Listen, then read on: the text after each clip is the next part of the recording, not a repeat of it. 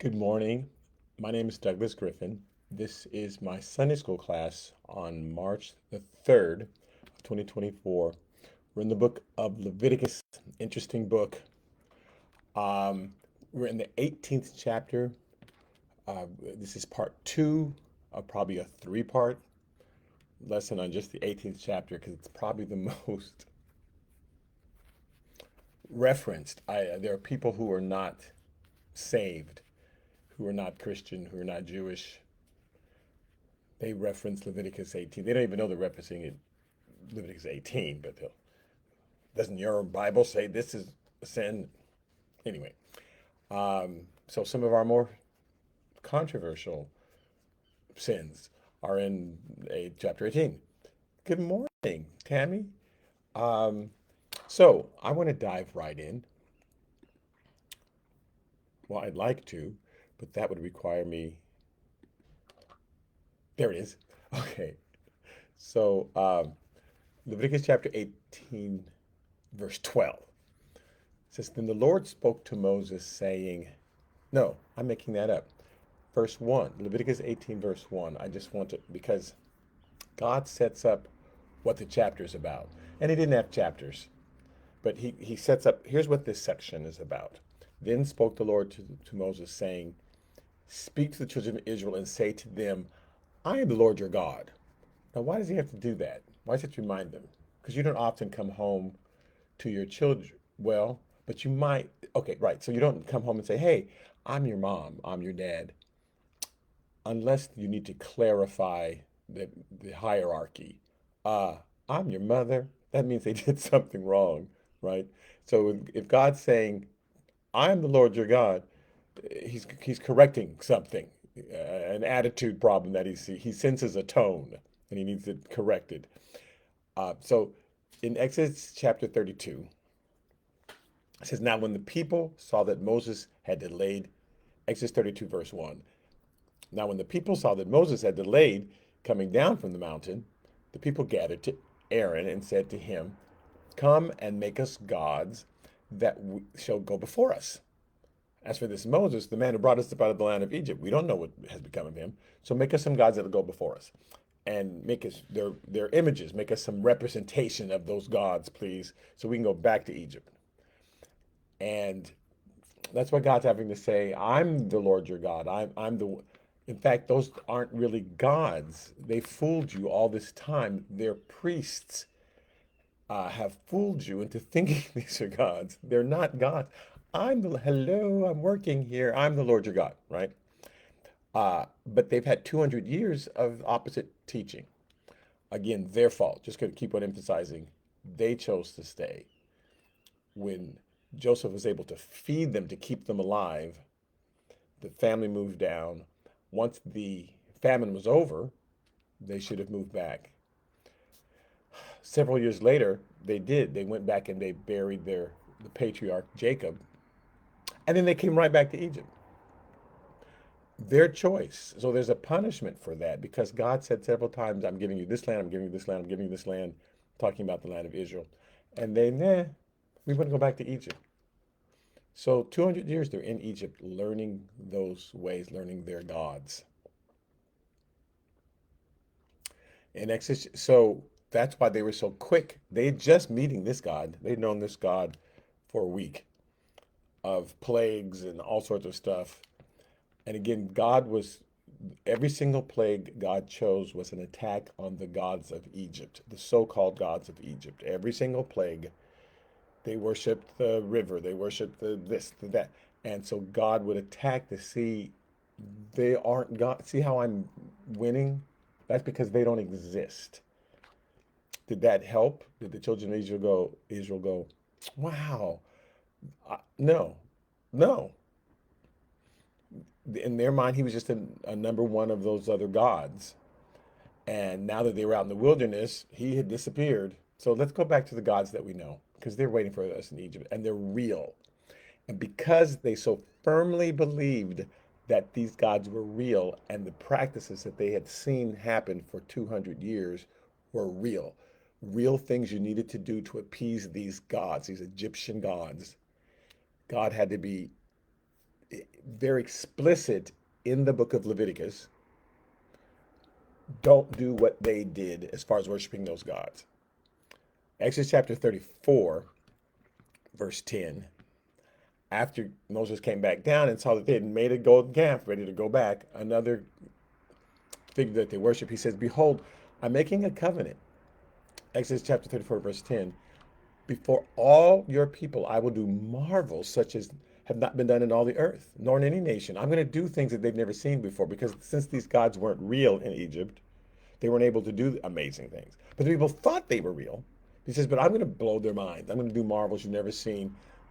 Have you seen in any nation, and all the people among whom you are shall see the work of the Lord, for it is an awesome thing that I will do with you. So they're going to see. So I'm going to do all these miracles. Will that convince them? Again, 200 years versus a week. We just met this God. Actually, by the time they got to Sinai, it had been 50 days. But again, a month and a half is not the same as 200 years. So God's competing with 200 years where they chose to stay in Egypt, and we're choosing to go back. Observe what I command you this day. Behold, I am driving out from before you the Amorite and the Canaanite and the Hittite and the Perizzite, the Hivite and the Jebusite.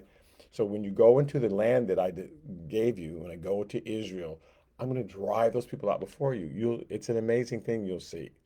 But take heed for yourself, because the problem is when these people leave, they're going to leave behind all their golden idols and things.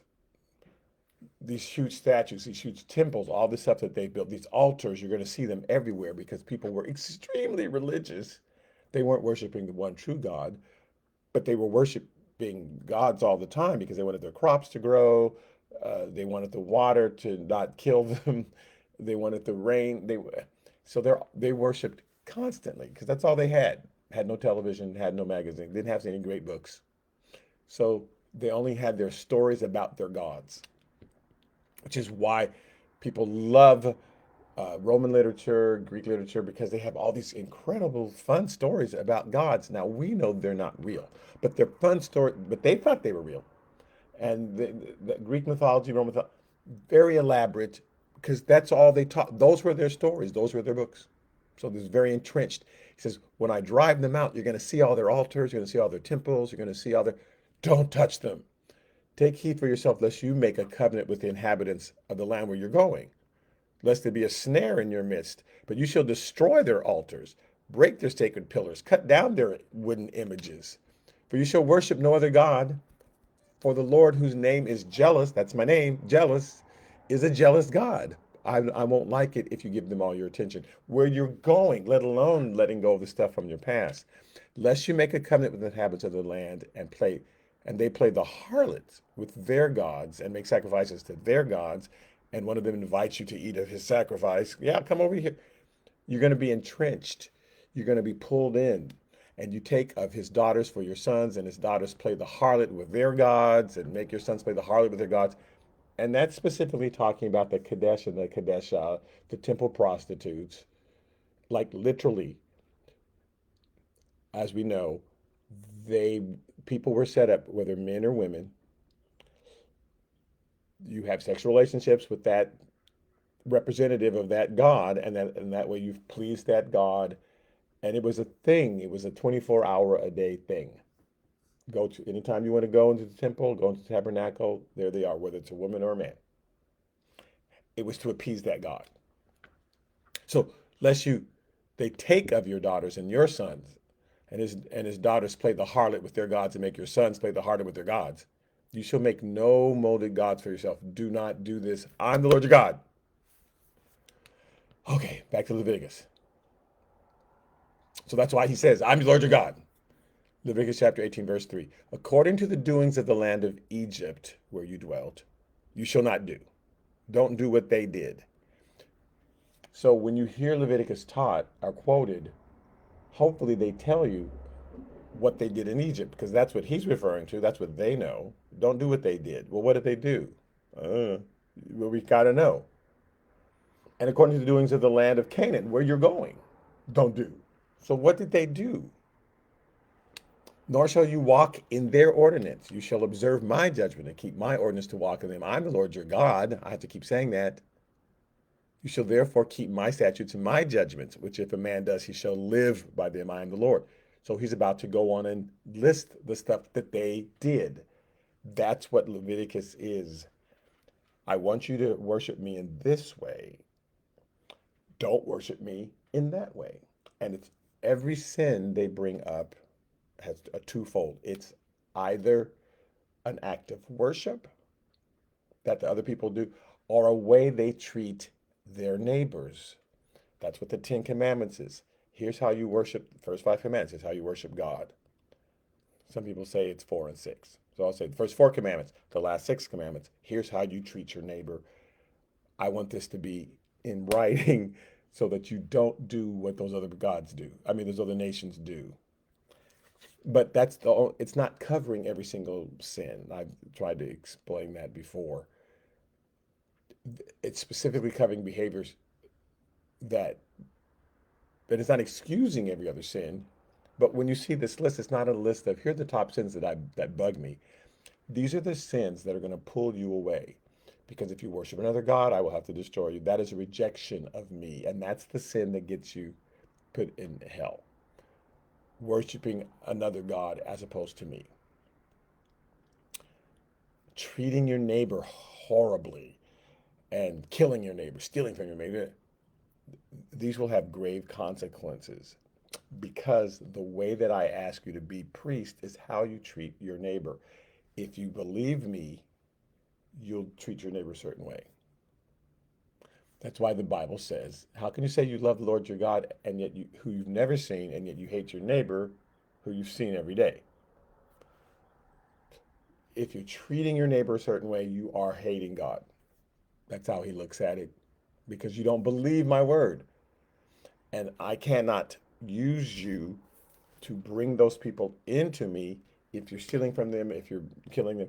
So these are the two things I'm covering in the book of Leviticus, God is saying. So, verse 6 of Leviticus chapter 18, none of you shall approach anyone who is near of kin to him to uncover his nakedness. I am the Lord. None of you should approach anyone that you're related to uncover their nakedness. So that's a euphemism. Why does he have to bring this up? We would call this incest. Why does he have to bring this up? Was there a bunch of rampant incest going on inside the Israel camp? No. But the priests of the other nations and the kings of the other nations, those people, not the common people, those people practiced incest as part of their religion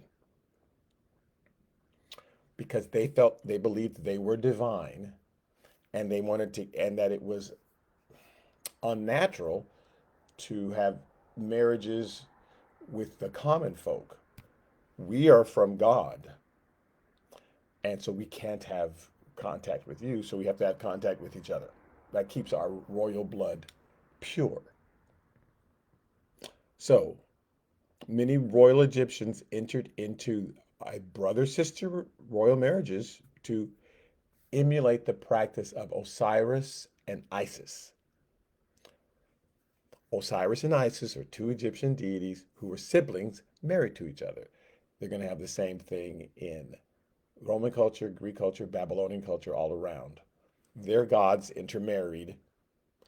And so the kings, now again, those gods weren't even real, but in the mythology that they wrote, gods intermarry.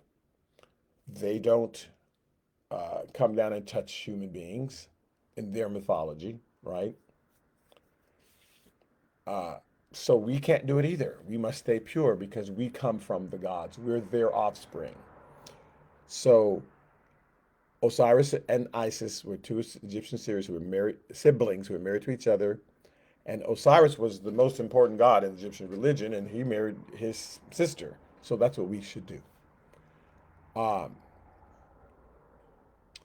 so this is a common practice. There's among royalty, among special classes of priests, because they were representatives of the divine on earth.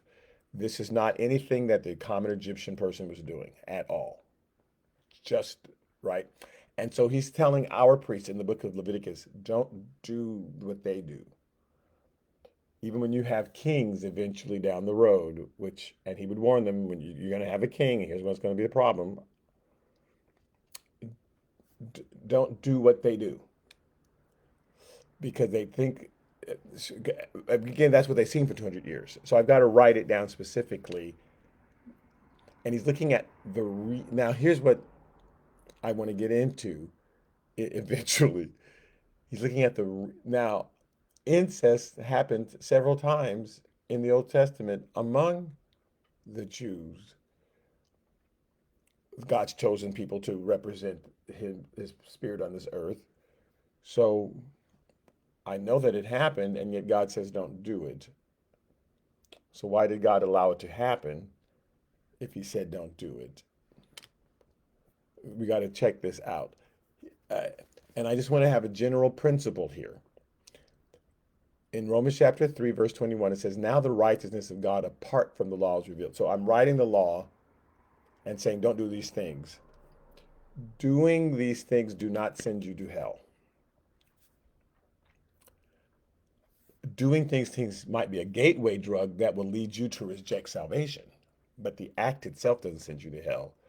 But if you start emulating their gods and their practices, you may eventually reject me. So I don't want you to do it for that reason. There's a consequence that comes, but the consequence will be your ultimate rejection of me, and you'll end up in hell. So so these are the things that will cause you either to reject me or to be destroyed.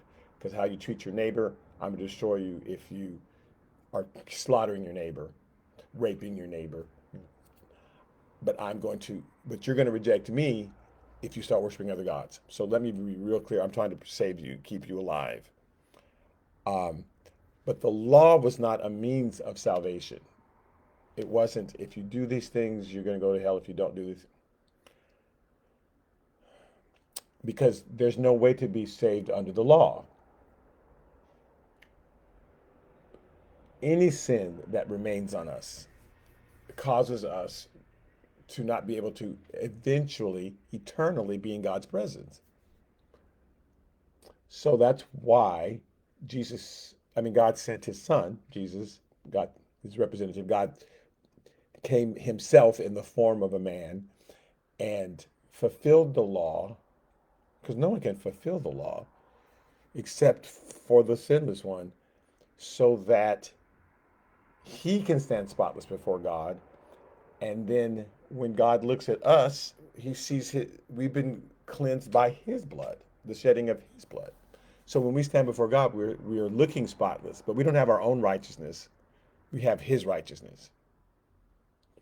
So God wasn't giving them the law thinking they can live up to it. He's giving them the law to point out, here are all the things that you do wrong that are going to cause consequences coming in your life, but you're not going to be able to fulfill it. So how do we get righteous? So Paul says in Romans chapter 3, the righteousness of God apart from the law is revealed, because it wasn't going to be through the law, being witnessed by the law of the prophets. So the law of the prophets tell you what's coming. Even the righteousness of God through faith in Jesus Christ, to all and on all who believe. For there's no difference whether you were a Gentile or a Jew, God's going to hold everyone to the same standard. What do you believe? He says, through faith in Jesus Christ, to all and on all who believe. It's given to you and it's put on you. Righteousness is handed to you. Righteousness is put on you if you just believe. So simple. You just have to believe. I believe that what Jesus did for me on the cross, right? But God is not listing in Leviticus every single sin. He's listing the sins that will cause him to either rain down destruction on you because you are killing and raping your neighbor, or these are the sins that will cause you to reject God because you're worshiping other gods, and you eventually will reject him, because no one can serve two masters. So you're going to love the first and hate the second. You're going to eventually reject. So these are the things that will bring harm to you. But this is not a list of all sins. For all have sinned, verse 23 of Romans 3, all have sinned, fallen short of the glory of God. No one lives up to it. So we're justified freely in verse 24 by his grace through the redemption that is in Jesus Christ. It's just a free gift. We don't have to do anything other than believe. Just a free gift. Gift. Here, I've forgiven all your sins. I've washed them all away. They're all done. It's not a conversation about who has the biggest sin, who has the worst sins. They're all forgiven. They're all forgiven. Do you accept it? Do you believe it? Because then we're good. It's grace. Now, in Romans chapter 6:15, he says, "What then? Shall we sin because we're not under law but under grace?" Does that mean, is it the license to sin? Oh, all my sins are forgiven. He says, certainly not. That's not what Paul is saying. You can sin as much as you want. I mean, the truth is you can sin as much as you want. But is that what you're going to want to do if you actually have Jesus in your life? The truth is, yeah, you can sin as much as you want because they've all been forgiven. But is that our incentive? Oh, yeah, I was hoping to find out a loophole. God says you're going to sin anyway. This forgiveness doesn't stop you from sinning. Jesus, like, if I listed every single sin, you'd pass out, you'd faint. The whole point is you've been forgiven. And so I just want to keep that as a principle as I read through these. Leviticus chapter 18, specifically dealing with incest. Will incest send you to hell? No. Are there consequences for it? It depends.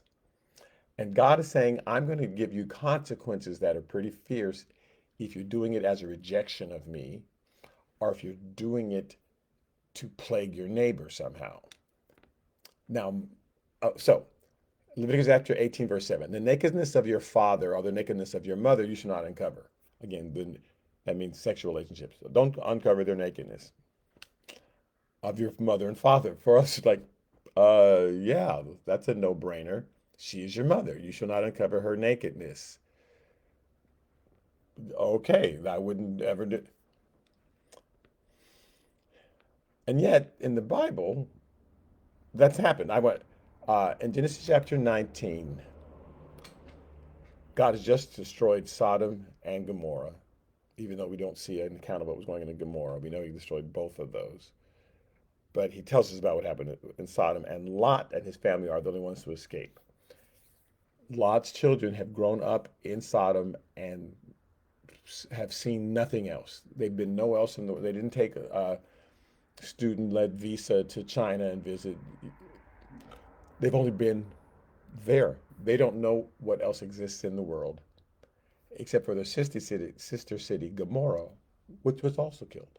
And so they're looking at the destruction, and they think no one else exists because Lot, instead of going and taking them to his cousin, Abraham, he takes them up into a cave because he's too embarrassed. Like they're in the valley that we call the Dead Sea, and Abraham's on one side, and these caves are on the other, and he chooses to go on the other side because he's embarrassed because Abraham warned him. So they're in a cave, and they think no one else exists.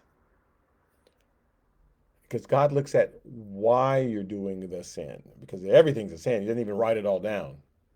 But God's not mad about it.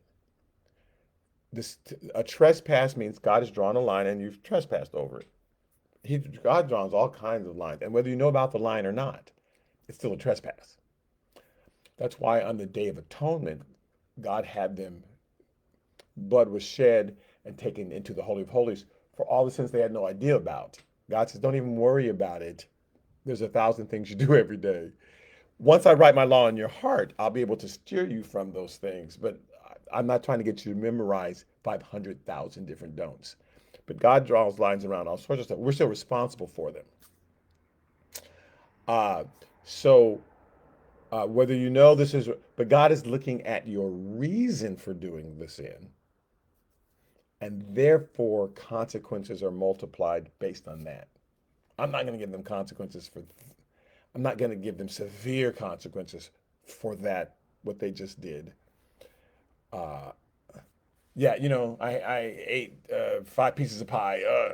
Okay, I got a little bellyache, and I'm over in the morning.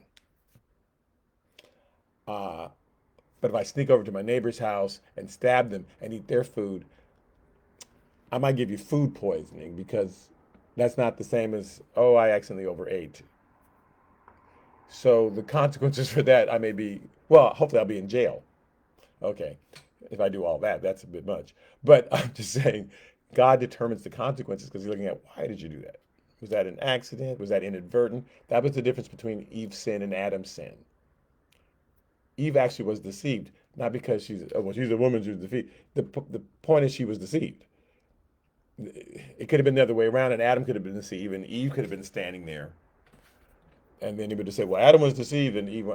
There was a difference in Eve's sin and Adam's sin. The Bible points it out. Eve was deceived, but Adam was standing there and saw her die spiritually. Now, he's not deceived. I see the consequences of this. And so God addresses them differently. So he's looking at your heart. Why did you do that particular sin? So we so Lot and his two daughters are in a cave. In Genesis chapter 19, verse 30. Then Lot went up out of Zoar and dwelt in the mountains. And his two daughters were with him, for he was afraid to dwell in Zoar, because Zoar was kind of close to where all the lava was and the boiling mixture of fire. Uh, so he's up in a cave. And he and his two daughters dwelt in a cave.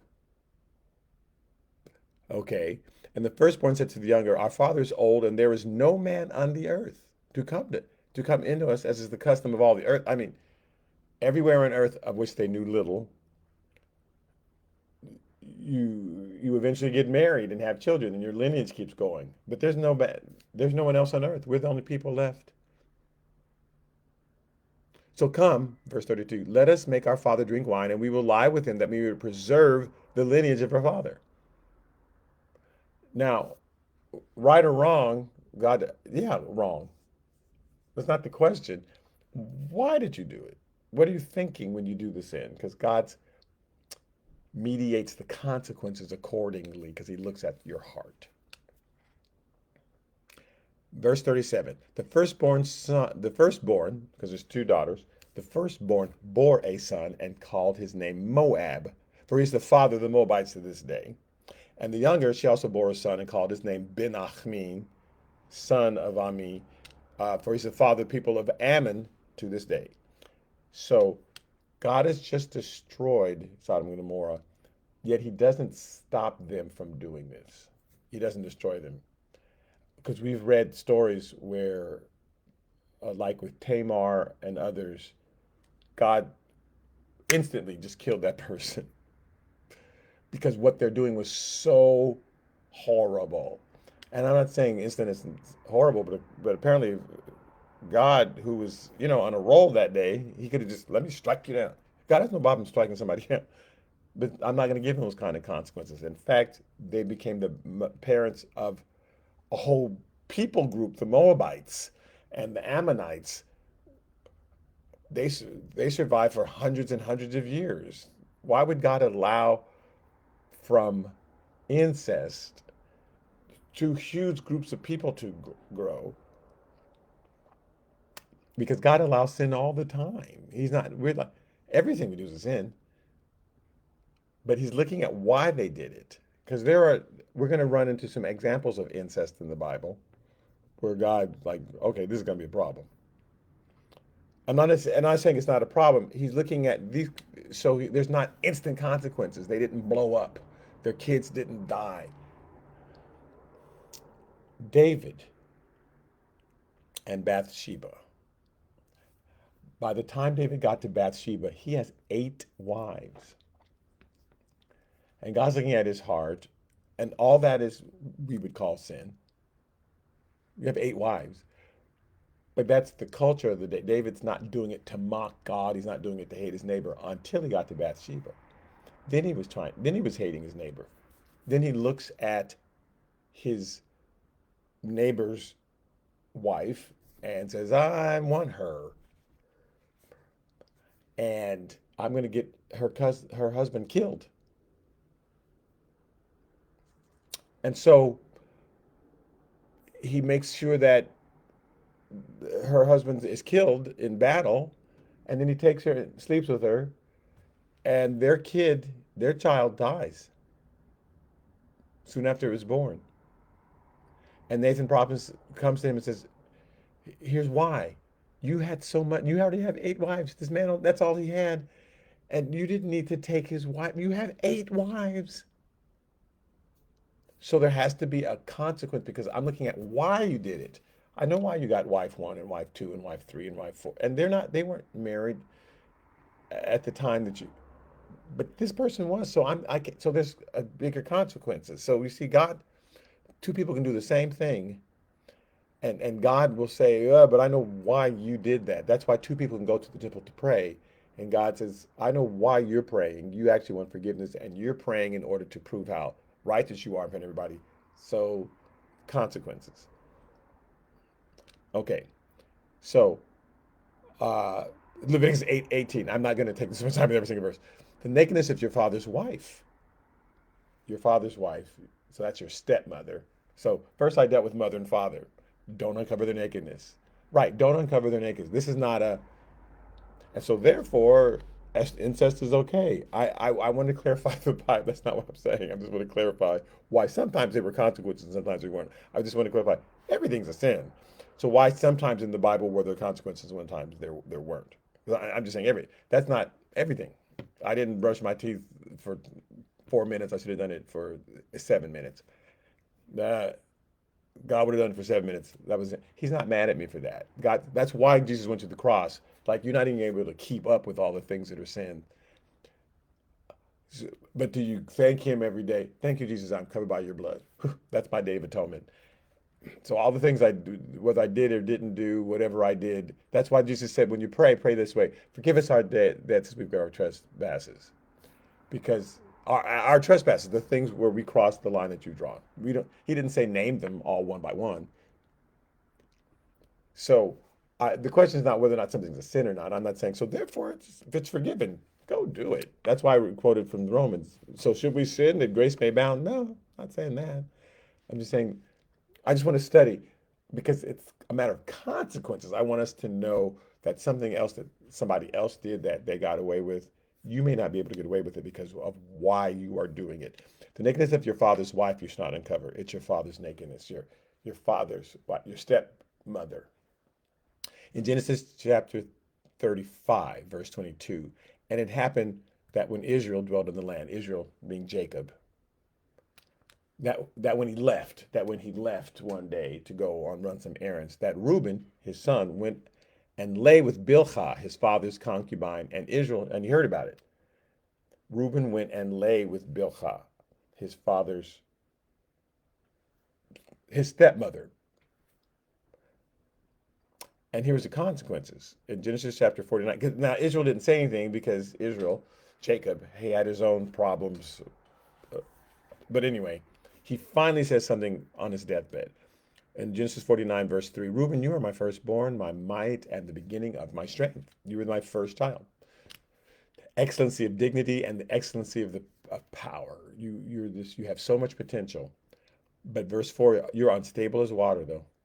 Like, can you hold water in your hand? That's if I was trying to use water to fix something, you're just all over the place. Can't trust you as far as I could throw you. So you shall not excel because you went up to your father's bed, then you defiled it. So I'm God's, and again, Reuben is doing this because he's angry at his father. Reuben is angry that Israel put Joseph in charge of everybody, that he never. Reuben has a lot of anger. Let's just say that, and so that's why he went and slept with his father's wife because he's getting back at him. I'll show you. So he's looking at the consequence. It wasn't they fell in love, and again, God's going to lessen the consequence. It wasn't they fell in love. Okay, that's real. When David got to his fifth wife, he was in love because David falls in love with everybody. David's in love with Jonathan. David just falls in love with people. It was real. The Bathsheba thing, he plotted and manipulated. Like, that's not. Oh, I fell in love. And I'm not saying that falling in love with your stepmother's right. I'm just saying that as far as consequences, God's not going to give the same consequences he does if you're doing it to spite your father. I'm sorry. And Reuben, as we know, just never took over. Joseph became real prominent and his descendants in history, and Judah and Levi, sons number three and four, two and three, three and four. Simeon, yeah, Simeon. Okay, three and four. Sons number three and four, God gave prominence and moved through them and used them and never used Reuben and his descendants. That was a pretty big price to pay, but because of God's looking at the heart. Leviticus chapter 18, verse 9. I swear I won't take this much time. The nakedness of your sister, the daughter of your father, so your sister-in-law, not, I mean, your stepsister, your half-sister, right? You're, you're the daughter of your father or the daughter of your mother. So your mother with a different man, your father with a different wife. That person, whether it's your half-sister or your stepsister, whether born at home or elsewhere, their nakedness, don't uncover their nakedness. So here's a story. It's an interesting thing. Abraham and Sarah were brother and sister. When Abraham went to Egypt, he wasn't lying. He was just stretching the truth a bit when he went to Egypt because there was a famine. When Abraham went to Egypt because there was a famine, and he says to her, "Hey, tell a lie and tell everybody you're my sister." It was a half truth. Now, God didn't punish him because at that point, God's looking at Abraham. And again, we sin all the time. God's looking at why you're doing it as far as consequences are concerned. So Abraham's thinking, I'm going to be killed if I show up in Egypt and they see how beautiful my wife is and they know it's my wife. They're going to have to kill me so they can sleep with her. So just say you're my sister. In Genesis chapter 20, verse 10, Abimelech, who was the Pharaoh at that time in Egypt, says because Abimelech things start going wrong because God's trying to wake him up to say, hey, don't sleep with Sarah. So he doesn't get a chance to sleep with Sarah. Then Abimelech says to Abraham, what did you have in view that you've done this thing? Like, why'd you do this? Why did you lie to me and say she was your sister?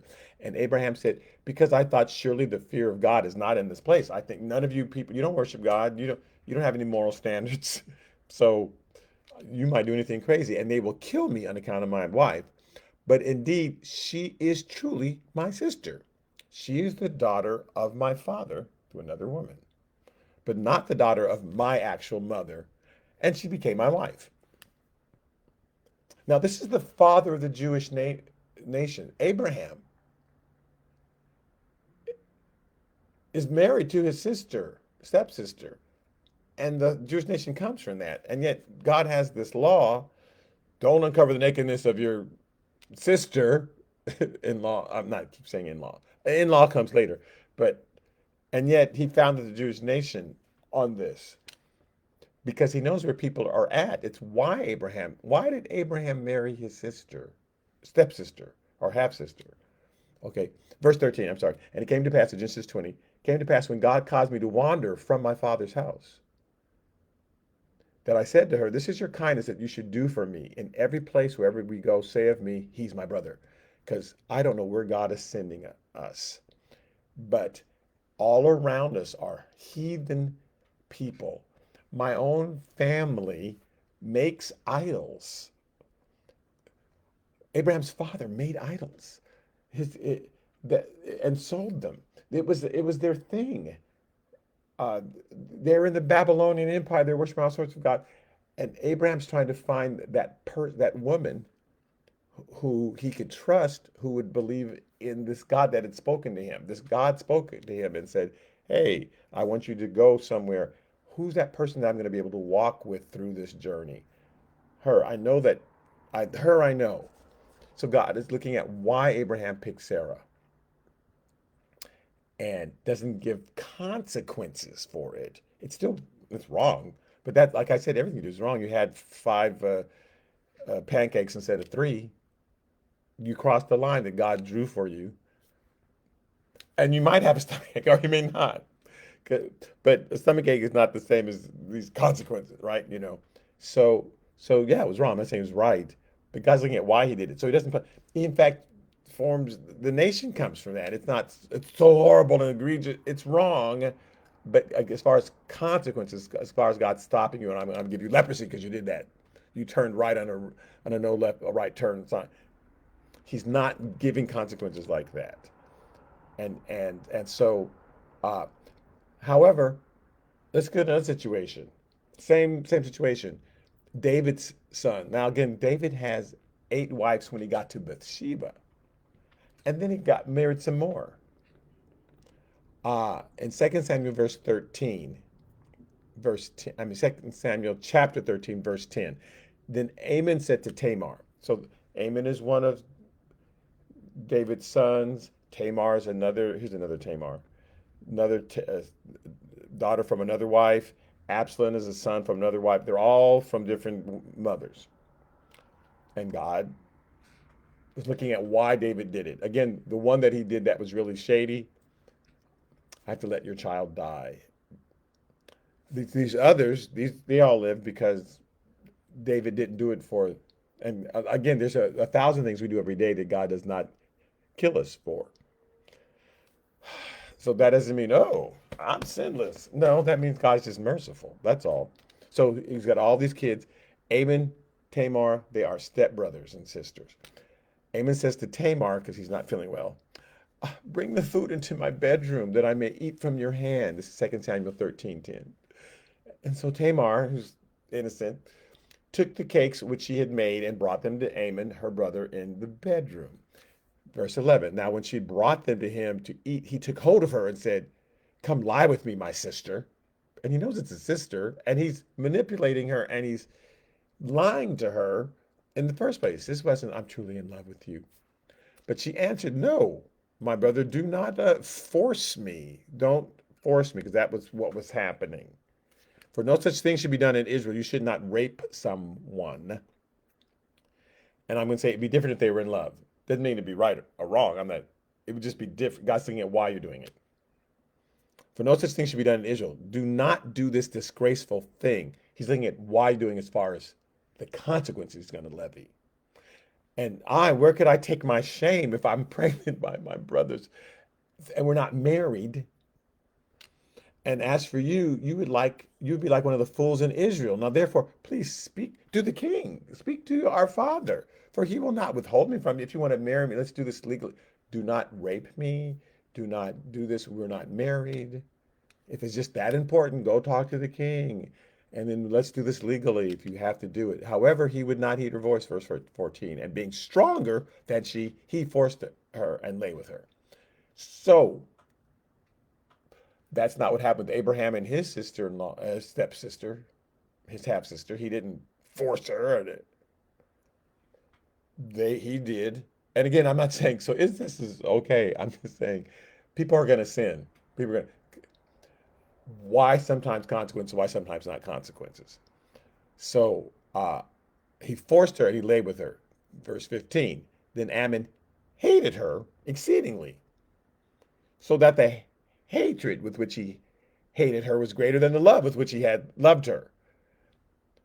Once he had raped her, and he says to her, get out of here. So are we surprised that later Absalom killed him? God didn't stop it, because those are the consequences. Those are the consequences. Now, is Absalom supposed to murder people? Is Absalom supposed to take things into his own hands? No. And that's why Absalom eventually had it. God's looking at why you're doing it. Now, you would say, well, he killed Ammon for a reason. So why is God giving consequences? You're looking at the consequences. But Absalom had a bunch of other stuff going on with him. So that's a story for another time. But anyway, so God is looking for why things are happening. Abraham and Sarah, brother and sister. Ammon and Tamar, brother and sister, he must die because of why it happened. Leviticus 18, chapter 10. The nakedness of your son's daughter or your daughter's daughter. Now, again, God has to spell this out because they had seen everything in Egypt. So, God, let me spell this out for the priests. Now, again, the people weren't inclined to do this in general. You see this as royalty. This is Amon and Absalom. Uh, in general, they weren't inclined to do this. So he's saying, don't emulate their priests and their practices because they do this as part of their worship and part of their thinking. I'm a priest, I'm a king. Don't do that, priests, because the book of Leviticus is written to the Levites. hey, priest, I'm writing this book to you. It doesn't mean that we get to ignore what's in it, but this is instructions to that's why it's called Leviticus. So, hey, priest, don't do what those priests did. So he just lists a whole bunch. Verse 10, the nakedness of your son's daughter or your daughter's daughter, like, hello, your grandkids, their nakedness you should not uncover, for theirs is your own nakedness. We can go back. Okay, I won't. The nakedness of your father's wife's daughter, begotten by your father, she is your sister. You shall not uncover her nakedness. You shall not uncover the nakedness of your father's sister, of your father's sister, your auntie. She is near kin to your father. Now, who's writing this down? Moses. Moses is a Levite. Here's an interesting thing in Exodus chapter 6:16. It says, these are the names of the son of Levi. Moses is a Levite. Moses is a grandson of Levi. Here are the names of the sons of Levi according to their generations. Gershon, Kohath, Merari. Gershon, Kohath, that's where Moses comes from. Merari. So Levi had three sons. And the years of the life of Levi were 137 years. Okay. Exodus chapter 6, verse 18. Here are the sons of Kohath. So Levi had Kohath, Gershon, Merari. These are the sons of Kohath, were Amram, Izhar, Hebron, Uzziel. Oh, I'm sorry. He's a great grandson. Okay. So Levi, Kohath, Amram. Exodus chapter 6. Now Amram, Levi's grandson, took for himself Jochebed, his father's sister. He took Kohath's sister. Levi, Kohath, he had a sister named Jochebed. Amram took his father's sister. His father's sister as a wife, and she bore him Aaron and Moses. And the law says, don't marry your father's sister. And Moses is the one writing this down, and it was his father. That's where he came from.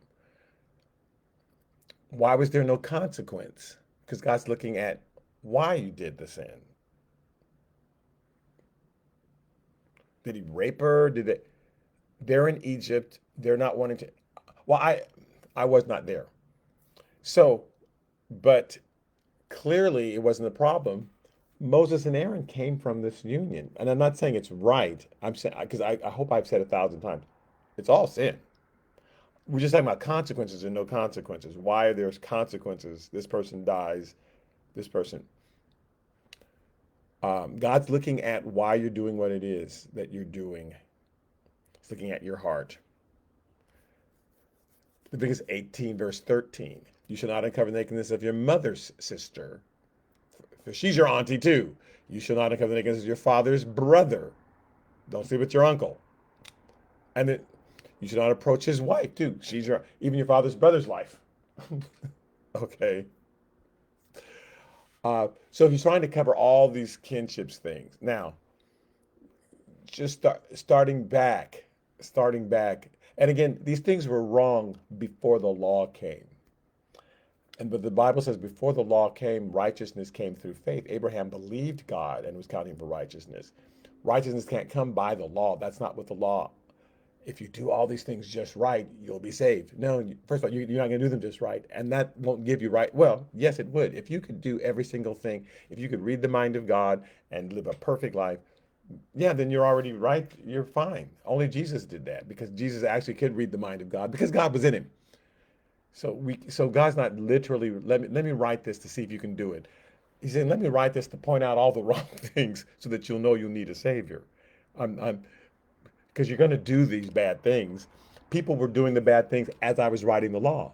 Moses' father had married his auntie as he was writing down the law. Don't marry your auntie. So you're going to do bad things. That's not. But what are the consequences going to be? Now let's go back to Abraham, Genesis chapter 22, and Abraham's son Isaac. Uh, Now it came to pass after these things that it was told Abraham, saying, hey, indeed, Milcah has borne children to your brother Nahor. Your brother Nahor, who's much older than you, he's had children. Huz, Buz, Kemuel, Jasid, Chazo, Philash, Jephthah, and Bethuel. That's another son. So your nephew's name is Bethuel, and Bethuel begot Rebekah. So your nephew begat Rebekah. In Genesis chapter 24, verse 3, Abraham goes to his servant because he only has Isaac and says, I will make you swear by the Lord, the God of heaven, the God of earth, that you will not take a wife for my son from the daughters of the Canaanites among whom I dwell, but you shall go to my country and to my family and take a wife for my son Isaac. Because the Canaanites are evil, the Canaanites worship other gods, they do horrible things, they put their children through the fire. Please go to my family. Because this is the same reason he married Sarah. Because everybody else was crazy and did not know God at all and would kill and rape and this day, so he goes and searches out his family, goes up north. And verse 42, the servant says of Genesis 24, and this day I came to the well and I said, oh Lord God of my master Abraham, if you will now prosper the way in which I go, just bless me. Lord, behold, I stand by the well of water, and it shall come to pass that when the virgin comes out to draw water, and I say to her, please give me a little water from your pitcher to drink, make her be the one who says, okay, make her be the one. Rebecca comes out. God leads him to Rebecca. God actually led him to get his second cousin. Isaac, that's your second cousin. And God led that to them because God draws lines, but he knows why you have to cross them. He's looking at your intention. Abraham's intention right now is, please don't go to the Canaanites. They're the oh my God, right? They're the worst people on earth. Find a wife who will come to believe, which she did, which Rebecca did, in my God, which she did. In fact, to the point where she protected her own son. She had twins, Jacob and Esau, and she so believed in the birthright and that this God that she says, I want it for my son that I really like, because the other son I don't like that much. And so, and God is even with Isaac and with Jacob and Esau, he's looking at their hearts. Jacob wants that birthright because he believes it's a real thing. Now he's not supposed to steal it. So God gave consequences because he stole it. Now he's on the run, and he ends up running up and marrying his cousin, Rachel. But Esau could care less about it. So it's like, I can't give it to you. I'm looking at your heart. You don't even care about the birthright.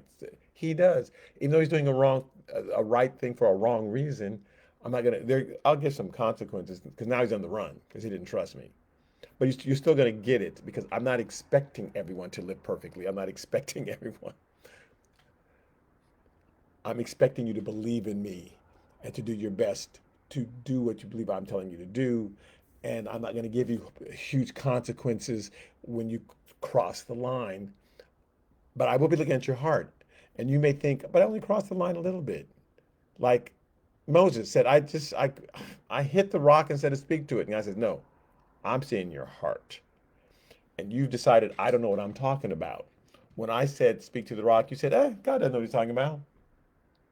I don't have to listen to God. I'm gonna strike the rock. I'm the one that sends. I'm gonna let these people know I'm displeased with them. I don't need God right now. I am God. And Moses, God's like, and that's why I can't let you go into the promised land. Because I'm looking at why you did something. It could be a little thing. So you think, oh, that was such a little thing. Judged. That was a big thing, and God didn't seem to do anything about it. Because he's looking at why you're doing it. Again, all of these things are sins. All have sinned. But as far as consequences are concerned, God's looking at our heart. He doesn't have big sins and little sins. He has big and little motivation. I'm looking at your heart. Are you doing this because you're rejecting God? Are you doing this because you hate me? Is that why you crossed in the red line? Then I gotta let you get hit by a car. Are you doing it, because you think that's the best choice? I'm not gonna come at you like that. Although I will allow certain consequences because otherwise you won't learn that that was a wrong thing. But I'm not gonna blow you up, right? So there'll be certain consequences. He moderates the consequences based on our heart. Okay, I'm gonna stop there. I had a real interesting thing coming up, but if I talk for an hour, you go out of your minds, and I don't blame you. Okay, so we're gonna stop there. Today I am preaching at my church. Hopefully, I'll remember to put it on my Facebook page while it's happening. We're in the book of Second Samuel. So I'd invite any of you to come there. Okay. Thank you so much uh, for tuning in. We are in the book of Luke on Wednesdays, and I appreciate your patience with this Leviticus stuff. I'm trying to teach it in a way that you don't think this man is trying to tell everybody to have it. I'm so trying not to teach it that way. I'm saying, yeah, wrong. But consequences, that depends on the heart. Okay. Thank you so much. See you soon. Bye bye.